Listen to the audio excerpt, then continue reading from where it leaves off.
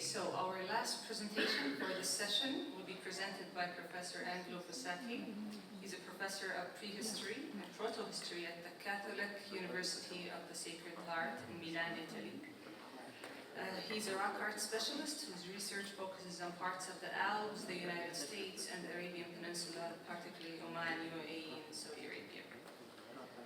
So without further ado, let's welcome Fossati to deliver his presentation titled The Ibex and Prehistoric Rock Art of Arabia. Professor? Thank you very much, and thanks to the organizer.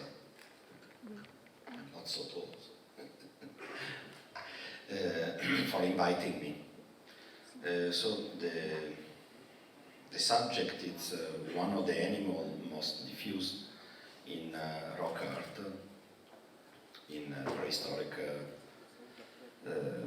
and not only prehistoric rock art in Arabia. But I will not talk about only about ibex, because when we say ibex, we mean several species. For example, in this map of the Euro-Asian continent, we can see that the real ibex in the Arabian area is called Capra nubiana, but in rock art we may have other animals that reminds the shape of an ibex, and this can be confusing.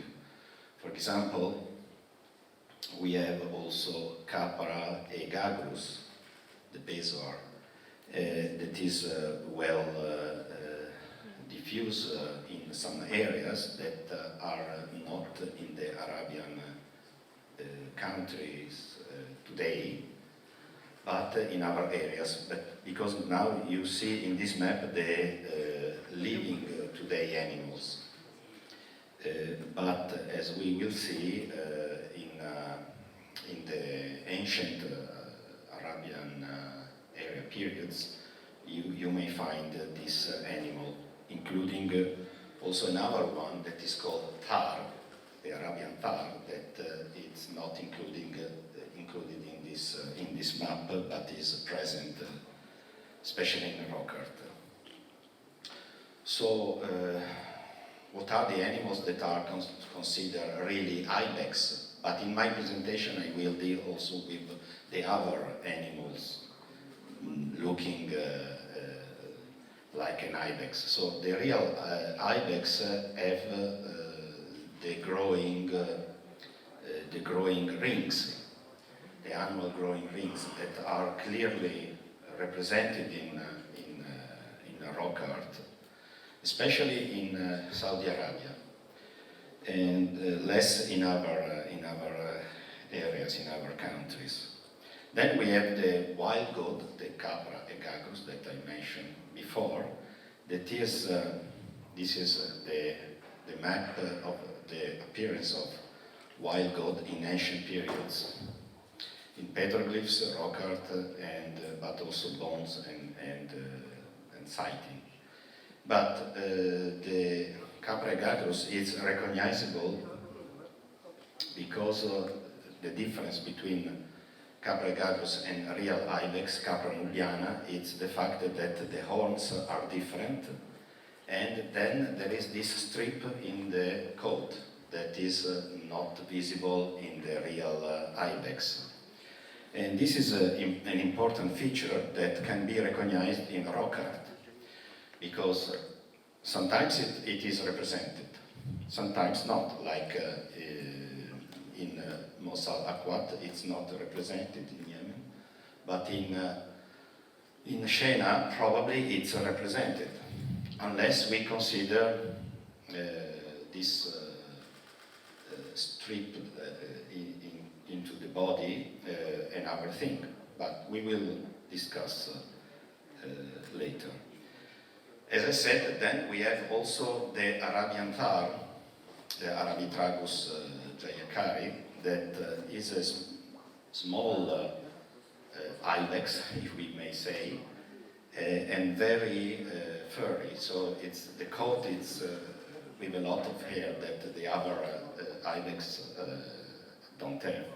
So going to the patterns, variation in the rock art, this is quite interesting because we may go to a simple sketch of the animal, and then with several motifs inside the body, it is something that should be explained. So it is a real thing. It's part of the coat of these animals during their lives, seasonal changing, for example, in the fur, or it is something else. Probably it is something else. Maybe can be sometimes, if you have only one strip, for example, the representation of the wild goat. But in the other cases, you may think that these partitions in the body may represent some parts of the animals that was more desired, for example, during the hunting, or something else that we don't understand, we cannot explain, obviously. So these are the three ibex that I am considering in my presentation, even if I will try to differentiate them in the images that I'm showing. For example, tars can be represented using a lot of dots into the body probably to enhance the presence of a lot of fur, like in these two cases in Oman, while the middle strip in the body can suggest that we are dealing with the presence of the wild goat instead. As you can see, we are dealing with a particular style in this case that is very well represented, especially in Oman and in the Emirates. That is the so-called three-stroke strike. I go back just a little bit. So the figures are made with three lines, and this is quite, it's an interesting style. The problem is chronological. When this style appear, and we will deal in a moment. So usually these three-stroke style animals are represented in groups, sometimes alone, yes, but mainly in groups of animals, and they are moving along the same way, but they are not hunted. So even if they move maybe along a kite, I don't know if it is this possible, but there are no representation of kites as in the rock art that I saw in this moment, but who knows, associated with animals, I mean. In this case, they seems to move along the same way, but there are no representation of hunting, so they are not hunted. It is interesting the horns variation, and especially the first line, it's the Nubian Ibex and the wild goat. So you may have big horns or smaller or diverted horns or forward horns. And then the representation of the thar, it's recognizable because of small, very small curved horns. These are a typical feature, not so diffuse, but sometimes diffuse in several areas, that have also the forward horns that have also some comparison with other areas like this Oued Dra in Morocco. So going to the chronology of this first type of ibex made with three lines, we have to stress the appearance of this T figure, that is the representation of a dagger, usually a dagger, that is attached sometimes to the body of a person, of a warrior, or sometimes is represented alone by itself or in composition of other T figures. So we have these two, for example, these two examples.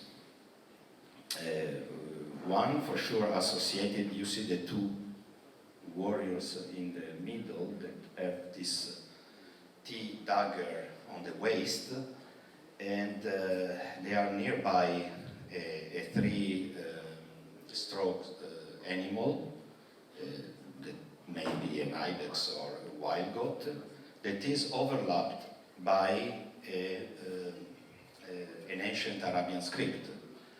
So meaning that the chronology of this ibex is older, for sure. And also you may see the difference in the revarnishing. The animal is much darker and the script is much visible. So this is also an indication of relative chronology. Instead, the animal in Saudi Arabia that you see in this picture are not in the same style, meaning that they may be of a different period in comparison with the other one of Bir Ima, but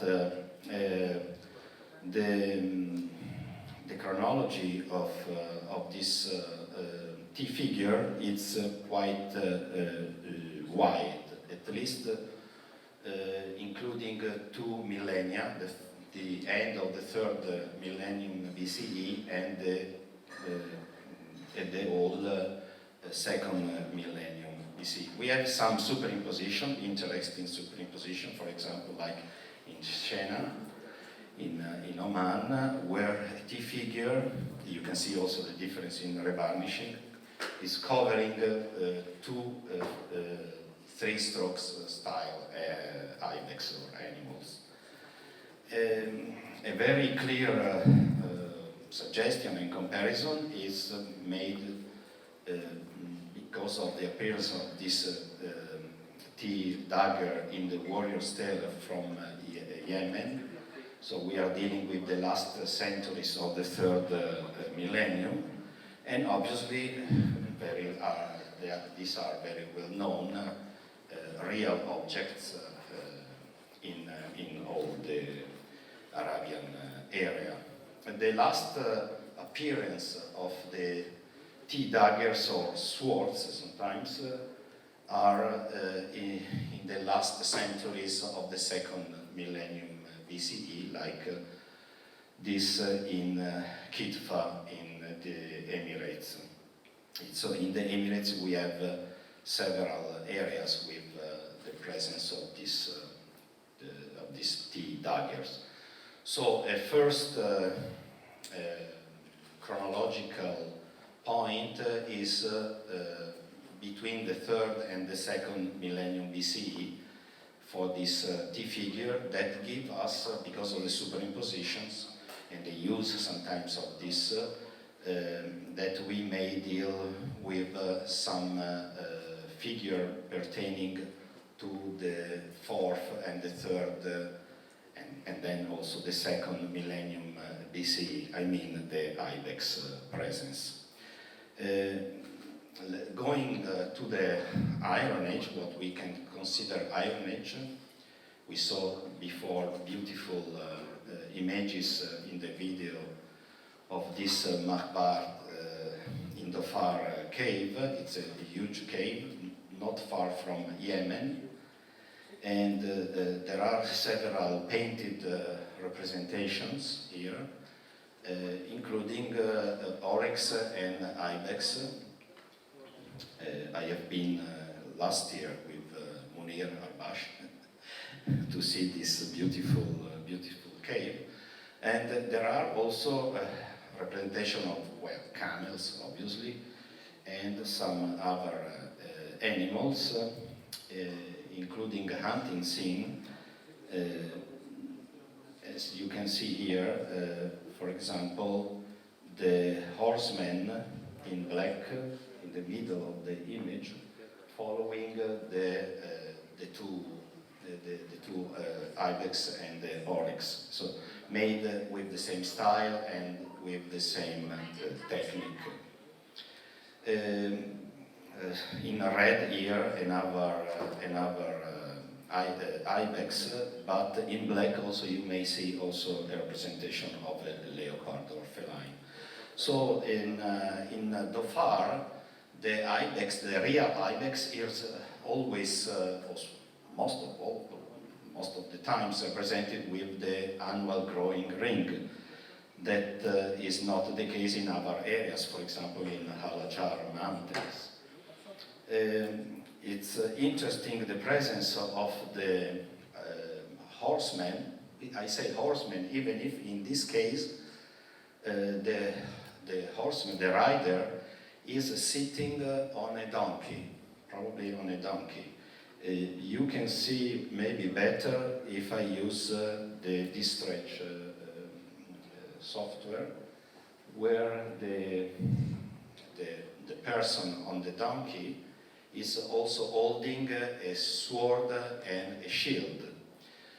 So these are very complicated because of the superimposition. Now you can see also the two other figures, warriors, in the lower right part that have the same type of weaponry. So a small shield and a sword. While the person on the donkey is, what kind of donkey, I don't know. I don't think today's donkey, but probably the Asian ass that is extincted now. I don't know, maybe some of my colleagues can say when it went extincted. I don't know, but maybe at the beginning of the first millennium BC, they were also using not only the horse, but also extensively the donkey. In the rock art, I must say that usually, in particular style, the donkeys are very well known, both in Oman and Emirates, in rock art. So, for example, I have beautiful examples here. But going back to the ibex, we may see an association between a human figure in the same style that we saw before in the cave, in the painted cave, in the engravings of Wadi Akzil in the site 1. And this kind of representation are diffused in the area, in the Dhofar area, both in the petroglyphs, but also in paintings, like we can see here in Wadi Darak, for example, in another cave, where you see the same particular weaponries. In the same cave, exactly, we also have the presence of a group of ibex, or wild goats, I don't know how to recognize them, that are associated with a lady, human figure, a lady probably, that reminds very well the much more diffused representation of these ladies with long hair that are in several areas in Saudi Arabia. And in again, going back to Dhofar, so staying in Dhofar but in the desert area, in this Wadi Akzil site 2, it is interesting that we also have an association between the scripts and in ancient Arabic scripts and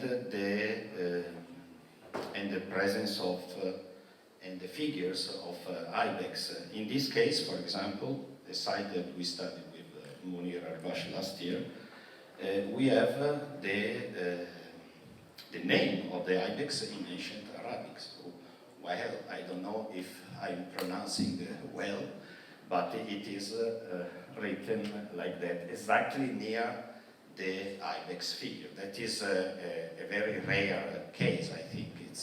I don't know if in other areas of rock art we may have the same appearance. The petroglyphs of this site are under study, so there are several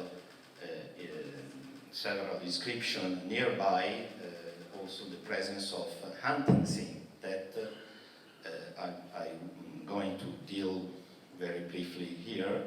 So, for example, dogs or wolves attacking wild goats or ibex, and both in Oman and Saudi Arabia and other places in the Arabian Peninsula, you may have hunting scenes with the presence of a human, a hunter, sometimes with long spears or sometimes with a bow and arrow, or very rarely it's the case of Wadi Saktan, where you have a person holding an axe. Maybe it's something else, it's not a representation of a hunt, but it's related with a dog hunting an ibex. But more common is the representation of dogs hunting the ibex, like you can see in these figures. Also in Yemen, and there are some obviously some comparison with reliefs from the temples from the Yemen area. Other rare, I must say, rare representation are, for example, sexual activities. For example, male that are chasing animals, like in the Negev desert on your left, while female representation may appear, even if artists, in my knowledge, they prefer to represent males, probably because of these big horns. And this appears also in other areas, Negev desert, okay, still in the Arabian areas, but also outside the Arabic countries, like, for example, Gobustan in Azerbaijan, but also in Uzbekistan. For example, this Sarmish figure represents ibex types represented extensively in these Central Asian areas, like in Kyrgyzstan, for example, where you may find also weird scenes like ibex that are, in this case we have the so-called Marco Polo ibex, so a bigger animal with big horns that are attached to two-wheel cart that is quite unusual, being simultaneous at 3,000 meters on the sea level, and you cannot bring any cart there, so that's really completely unusual. So the shape of the horns has probably interested a lot of the artists and the people of different periods, starting from the 5th millennium onwards, as you can see, for example, in the beakers from Susa, but also in rock art, like in the Emirates. And this is why sometimes they added sort of round circles, maybe to represent the moon or some other astral figures, just in the middle of the circle of the horns.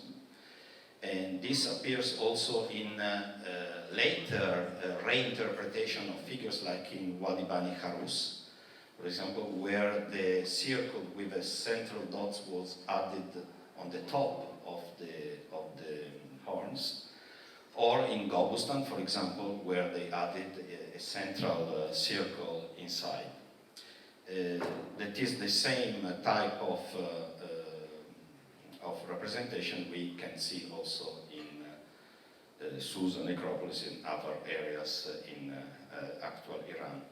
So I'm not dealing too much with this kind of interpretation because it needs more time, but it is interesting that instead, I'm going back a little bit, that at least in the 3rd millennium BC, when we have these compositions of ibex moving toward the same movement, they are not hunted, and they don't still have these round circles on the horns. So why they have been represented? We may think maybe that is a sort of totem of local people that may have been used to represent human groups and not only animals. I thank you very much.